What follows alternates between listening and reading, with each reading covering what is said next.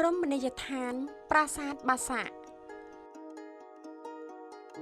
រមណីយដ្ឋានប្រាសាទបាសាក់មានទីតាំងស្ថិតនៅក្នុងភូមិបាសាក់ឃុំបាសាក់ស្រុកស្វាយជ្រុំខេត្តស្វាយរៀងខាងកើតឈៀងខាងត្បូងនៃទីរួមខេត្តស្វាយរៀងរមណីយដ្ឋាននេះមានចម្ងាយប្រហែល8គីឡូម៉ែត្រពីទីរួមខេត្តស្វាយរៀងហើយមានផ្ទៃក្រឡា12ហិកតាស្ថិតនៅខាងជើងនិងខាងកើតទល់នឹងទន្លេវាយគោខាងលិចនិងខាងត្បូងទល់នឹងភូមិប្រជាពលរដ្ឋបច្ចុប្បន្ននេះរមណីយដ្ឋានប្រាសាទបាសាក់ត្រូវបានស្រូបទាញភ្ញៀវទេសចរមកទស្សនានិងកម្សាន្តសប្បាយជាបន្តបន្ទាប់ផងដែរចំពោះទីតាំងភូមិសាស្ត្រប្រាសាទបាសាក់នេះគឺជាទួលដ៏ចំណាស់មួយដែលមានព្រៃឈើជាច្រើនព័ទ្ធជុំវិញ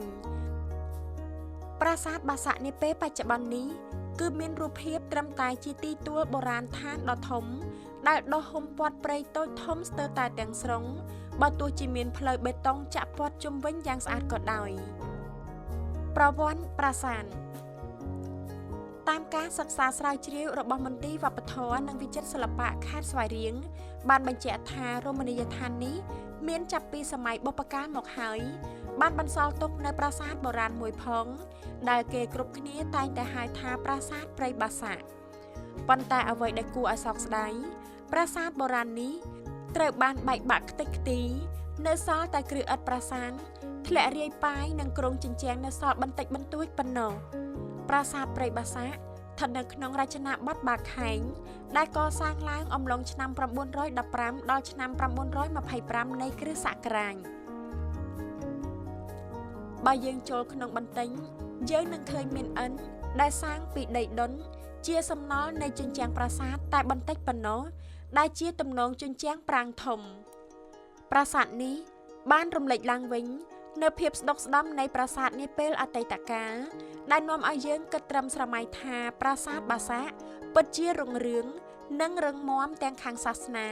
សេដ្ឋកិច្ចនយោបាយដែលជាស្ថាបត្យកម្មបន្តវេនពីការរីកសាយភាយនៃរដ្ឋនគរភ្នំនិងចេនឡាបើទោះជាចំណុចជាច្រើនត្រូវបានលុបដានបំបាញ់ដោយហេដ្ឋារចនាសម្ព័ន្ធក៏ដោយហើយសំណង់ប្រាសាទបាសាក់ហាក់ដូចជាឈរត្រដែតបែរមុខទៅទិសបូរមុខកំពង់តឹងដែលជាកំពង់ផែដ៏សំខាន់មួយបម្រើឲ្យវិស័យសេដ្ឋកិច្ចនិងនយោបាយឬអាចប្រៀបដូចជាប្រាសាទដែលស្ថិតលើកោះមួយនារដូវវស្សាដូចគ្នានឹងប្រាសាទមេបុណ្យខាងលិចដូច្នោះដែរសូមជម្រាបដែរថាភាគច្រើននៃបឹងដ៏ធំមួយនេះត្រូវបានអ្នកស្រុកឲ្យឈ្មោះថាជាបឹងប្រេងសូម្បីតែលំហូរទឹកនៅជុំវិញប្រាសាទនេះក៏ដោយ